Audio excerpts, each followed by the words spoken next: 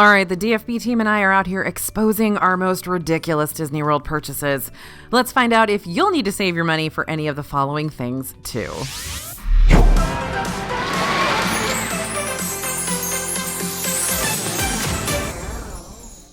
Hey everybody, it's AJ for Disney Food Blog. Disney World has the standard souvenirs we've come to know and purchase, like mini ears, spirit jerseys, popcorn buckets shaped like retro characters that everyone loses their minds over. But Disney World purchases aren't always so straightforward. In fact, sometimes they're bizarre. And that's what we're talking about today, the most out there things the DFB team and I have actually paid for in Disney World with our own hard-earned cash, whether that was by total mistake, error of judgment, or just desperation. Some of these we regret, some we will still buy over and over again, but whatever the case may be, by the end of this video, you'll be well aware of how interesting and ridiculous these purchases you may stumble upon during your own Disney World trip can wind up being. So let's start in Epcot, where Disney souvenir shopping is definitely far from typical. While you're making your way around Epcot's World Showcase, there's a fancy little store in the Italy Pavilion called La Gemma Elegante that no one really talks about a whole lot. But it's the only place in Disney World where you can buy an authentic Venetian masquerade mask. These masks are created by a group of Italian master artisans for, traditionally speaking, the Carnival of Venice. This event was established back in the 15th century to bring together both nobility and common folk during one big celebration, because if everyone's wearing a mask, then everyone's on the same playing field. The laser cut designs range in price between $55 and $345, but if you're looking for a very elaborate mask and headpiece combo, they can get up to a whopping $1,200. The most expensive mask we've tracked down in this shop is a full-sized wearable horse head for $1,500, which, is a choice. These masks are a little too pricey for your liking. You can always consider making your own for a whole lot cheaper. With the custom mask options, you can choose your style and decorate it however you see fit, either in shop or when you get back home. Depending on the style you choose will determine the price you pay for these create your own pieces. Paper mache masks tend to be more affordable, around the $30 range, while resin ones are a little pricier, around $74. And if you want to decorate a mask now, or you want a super intricate and decked out masquerade mask for an upcoming masquerade ball you're throwing that you need to invite me to, obviously, but it's going to be a bit before you're actually in Epcot, you can always go to this mask website and order one of these from the comfort of your couch. Now, this next purchase isn't exactly one purchase, it's several, and if you're not careful, these will drain you of the rest of your souvenir funds faster than you can say cash or card. These are those completionist items. I know you're a perfectionist, I am too. And how many of you out there are heavy-duty collectors or won't give up on a challenge unless you've seen it through?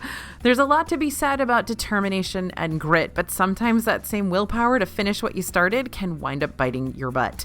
Big example here, buying that 11th drink while trying to accomplish the Drinking Around the World fan-made challenge in Epcot. The concept sounds fun, because trying a new adult beverage across 11 different countries in one go isn't a common feat, that's for sure, but it's an expensive one. It can also be a dangerous one if you're not pacing yourself and staying hydrated with actual H2O. Remember, you can always skirt your way around this challenge with your own loopholes. If you really want to accomplish this before the end of your Epcot day, you can always mix it up with both specialty alcoholic and non-alcoholic drinks to not only help you break up the booze, but also save some money in the process. Also, when available, see if you can get smaller portions of certain beverages. You may be able to track these down easier at the Epcot Festival booths. Okay, another example of a completionist challenge getting out of hand is those collectible souvenirs that you could wind up spending way more money on than you were planning to. Things like blind box pin collections, vinylmation figures, Funko Pops, Wishables, even those new Munchlings plush things can end up starting as a single purchase and quickly morph into something where you've got to have all of them, no matter the cost. The high of being a completionist may be initially worth it, but your bank account may say otherwise. Set aside a certain amount of money for purchases like this, and once that money's gone, cut yourself off. Do not pass go. Do not collect $200 or spend it. Even if you didn't get all the characters you want right at that very moment, there's still the possibility of getting others later on when you've replenished your funds after your trip, especially if the same collector's series can be found on the Shop Disney website. But in all seriousness, Bria would really like the Stitch Pineapple Upside Down Cake Munchling. She doesn't need the others, just Stitch. Thanks. All right, if you totally relate with being someone who purchases something simply for the thrill of the chase, or because you just want to check an item off your already lengthy Disney bucket list, then you'll also be able to relate with these next ridiculous purchases. Novelty drinks. Disney's novelty drinks are very picturesque, but as far as the flavors go, it's a roll of the dice to see if the price is actually worth what you get. Sometimes you're basically just paying for a cup of blue curacao. So here are some of the more famous novelty Disney World drinks that cost an arm and a leg. The blue and green milk from the Galaxy's Edge milk stand. These still have guests divided. Some love them, some think that they taste like perfume. That would be me. You can order them either with or without alcohol, but of course that alcohol is going to make them more expensive. The Fuzzy Tauntaun from Oga's Cantina and Galaxy's Edge. Thanks to the buzz button foam on top, you'll actually experience a tingling, numbing sensation when you drink this fruity cocktail, and who doesn't want that? Now, we actually do have a recipe for how to make the buzz button foam in your very own kitchen. I'll go ahead and link our DFB post in the description below. I will tell you, it is very involved and very science. And another novelty drink we actually paid for is the Squid's Revenge cocktail from Be Our Guest restaurant in Magic Kingdom. This one may not be available when you visit, but you didn't want to drink it anyway. It's got a chewy tentacle coming out of it. You don't want it. To be fair, we only bought it because we had to, because we're Disney Food Blog and we have to get everything. Now, this next one I love, and I keep buying it over and over again. So even though it's absolutely ridiculous, I always get it. It's the A'oa from Trader Sam's Grog Grotto at Disney's Polynesian Village Resort. It's an adult beverage served on fire. It angers a tiki god. It has multiple straws for all your friends, and it's a whole ordeal, but it is a very good time nonetheless. And let's not forget those over-the-top shakes that I can never finish from Beaches and Cream at Disney's Beach Club Resort. When you start stacking full slices of cake and cupcakes on top of an already sugar-loaded shake, I can already tell you that most people are going to wave the white flag halfway through, but that doesn't mean we're not going to attempt it anyways, and we'll just share it with our buds. Now, what if Disney doesn't think a drink is quite up to that novelty standard yet? They jazz it up with this next item, glow cubes. Number 4 on our list is glow cubes. I have so many glow cubes. How many times have I seen a signature drink or a limited time beverage be completely jacked up in price just because it has a glow cube or a glow lotus or a glow Christmas light or a glow derby or anything floating on top? That was a rhetorical question. I have lost count. Those glow cubes in your drink are fun the first time you get them, but after the 3rd, 4th, 5th time, what are you going to do with all those glow cubes? You have a glow cube rave. That's what you do. But here's an interesting tidbit of info for you. Glow cubes do tend to spike up the price of your drink by around $3 to $4 extra. In some cases, you may be able to ask for a beverage without the glow cube, which will knock down the drink price. Now, I've said glow cube so many times, I don't even know what it means. Same thing applies to those light up sipper cups that like every restaurant on property has for kids. No glow cup equals cheaper drink, but something tells me your kid may not let that slide. At least mine doesn't. Now, buying over-the-top drinks is super fun, but some ridiculous things we've purchased in the past aren't nearly as fun. But we are forced to pay for them anyways. The first example of this is emergency medicine and toiletries. You know how I'm always going on about make sure you pack your over-the-counter meds and Band-Aids and earplugs and deodorant before your vacation because it's real expensive when you get there. Sometimes important items just slip through the cracks, so I find myself without some of those key items. It happens all the time, even though I could have sworn I packed it in my park bag ahead of time. In a non-emergency situation, you may just be able to get those basic necessities delivered to your hotel by using a grocery delivery app, and then you can get things delivered to you within the hour or maybe even earlier. But we're talking an emergency situation here, meaning you don't want to wait to get that deodorant sent your way because you're going to need it stat. And that's where the Disney World Resort gift shops come into play.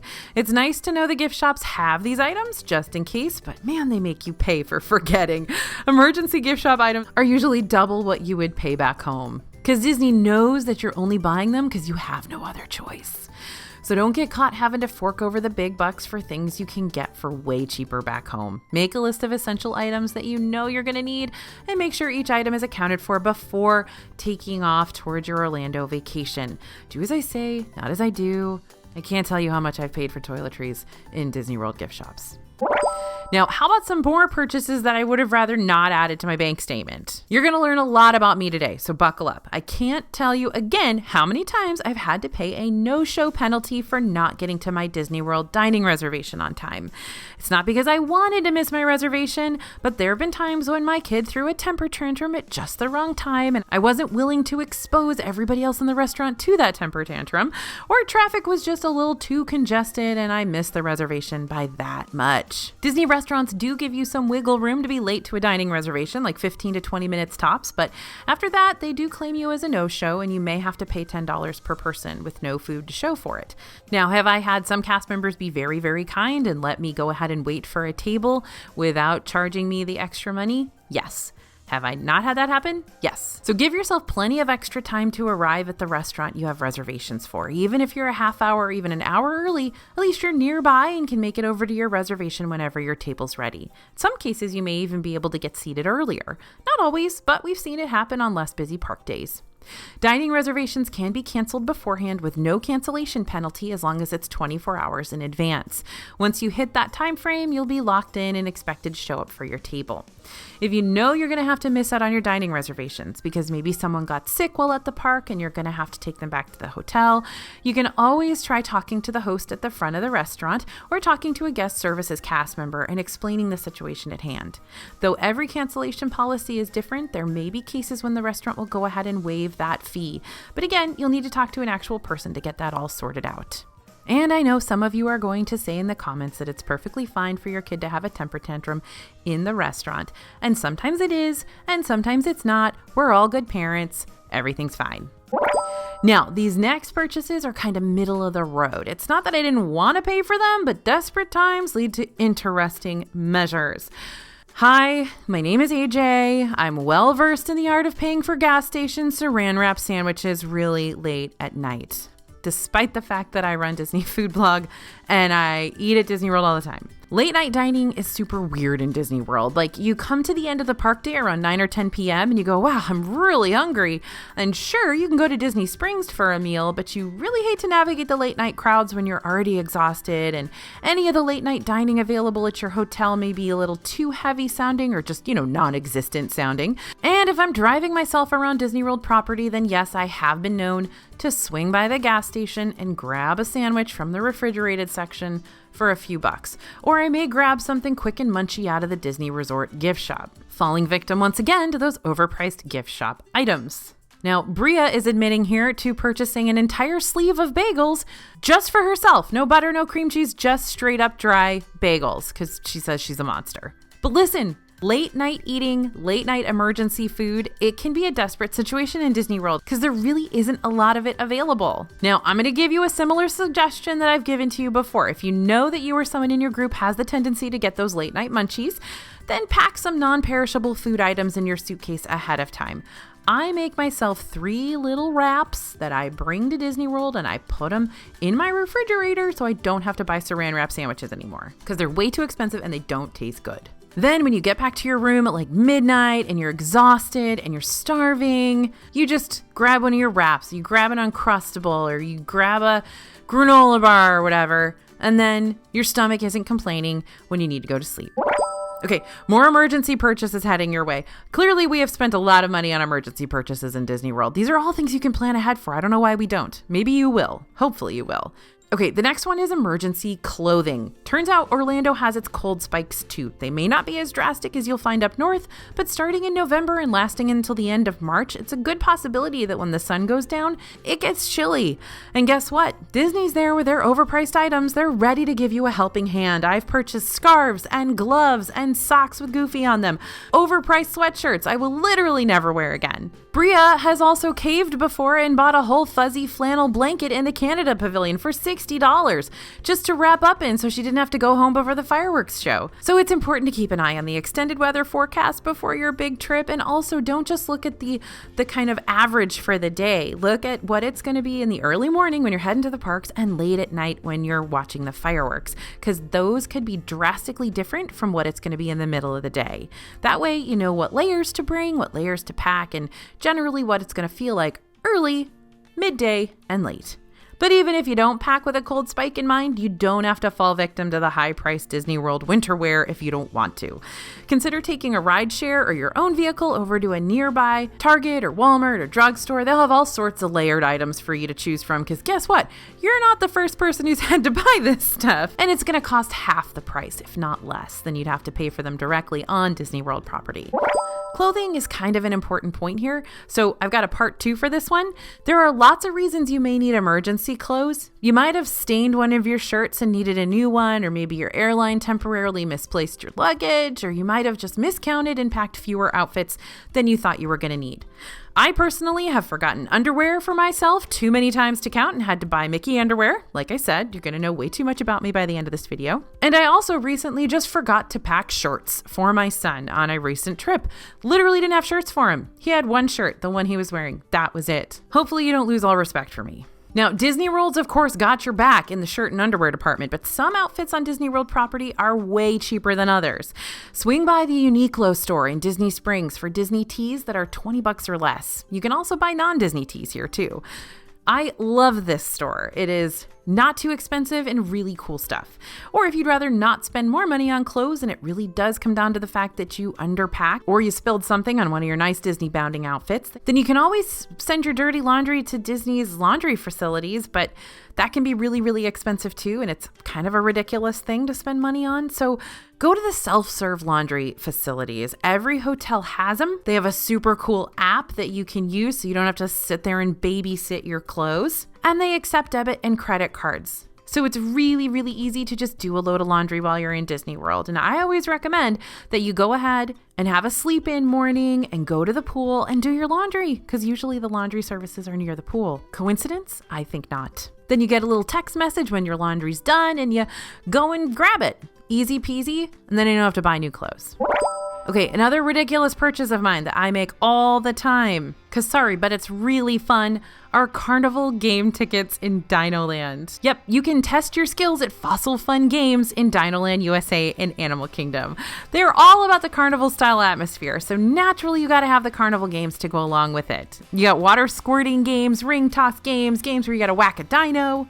But if you win against your fellow competitors, you'll be able to take home the grand prize of your choice, either a plush dino or a Mickey Minnie plush sporting the Dino Institute fashion. Game vouchers can be purchased at Chester and Hester's Dino Treasures gift shop. $30 will allow you to play up to 10 games, but you can definitely choose to pay for as many as you'd like. The downside of this purchase, you're not guaranteed a prize, and that actually feels kind of crummy if you play against kids and you win. So $30, 10 games, and you might make some kids cry. It's ridiculous, but it's really fun. Not making the kids cry. I don't mean that. Okay, how about we redirect our attention to a purchase that everyone can get without having to win a game for it? Step aside, Bubble Wands. Around the holiday season, you just may come across a very special and festive and ridiculous souvenir that comes bidding great tidings of joy and cheer. We're talking about the Snoap Wands, and yes, they really do create the same kind of Snoopy effect you'll see flurry around Main Street USA and Magic Kingdom during Mickey's Very Merry Christmas Party. In the past, we've seen Snoap Wands average around $30. Everything's about $30, isn't it? Just keep in mind that although these wands have a different effect than your typical bubble wand, they still come with bubble juice leaking issues that other wands tend to struggle with too. So if you plan on purchasing one of these bad boys, make sure all that bubble juice is drained from the wand and put into a separate easy to travel with container before you pack it away. Also pack some oversized Ziploc baggies or plastic grocery bags to keep your wands in so you can prevent any excess bubble juice from leaking all over your stuff when you're headed back home or even just in and out of the parks.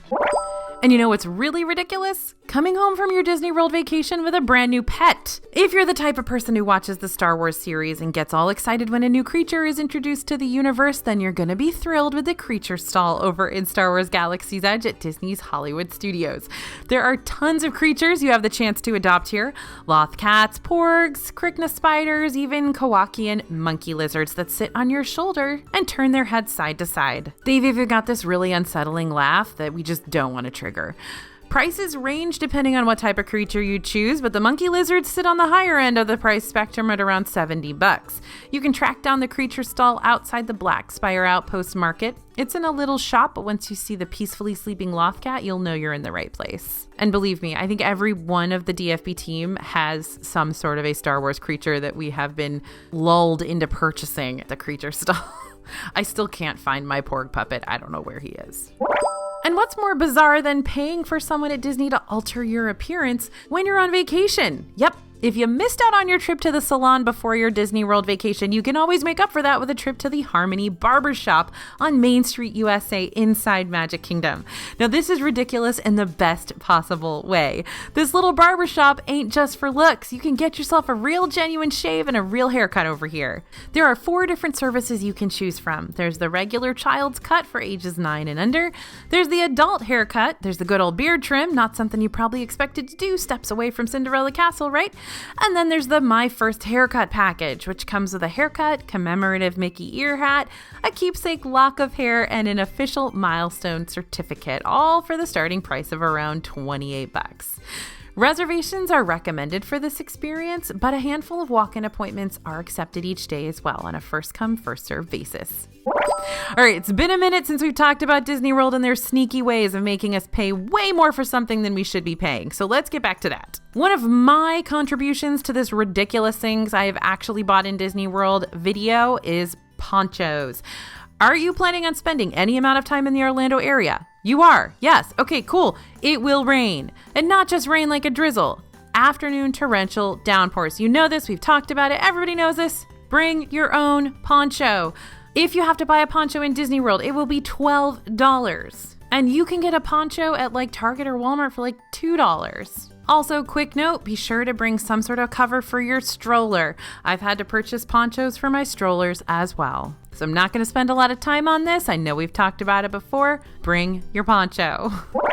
All right, this next one, controversial point alert. It may not be ridiculous for everyone, but for some of us, it's a flat out waste of money. So I want to talk about it. We're going to talk about Memory Maker. Now, some of y'all are out there going, no, Memory Maker was awesome. And I have such fantastic PhotoPass photos of my family in Disney World. It's great. And that's great. That's how Memory Maker is supposed to work. If you purchase Memory Maker before your trip, you can get your entire collection of PhotoPass photos that you have taken around Disney World for $169 instead of what it'll cost you after your trip, which is $199.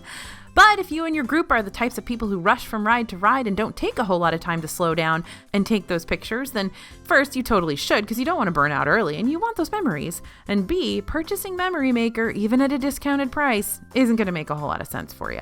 Memory Maker is only really worth it if you plan on downloading 10 or more PhotoPass pictures after your trip wraps up. But if getting your group to agree to put everything on pause for the sake of another picture is going to be like pulling teeth, maybe the Memory Maker isn't the right investment for you. Instead, you may want to consider purchasing any PhotoPass photos you happen to take individually for a cheaper price.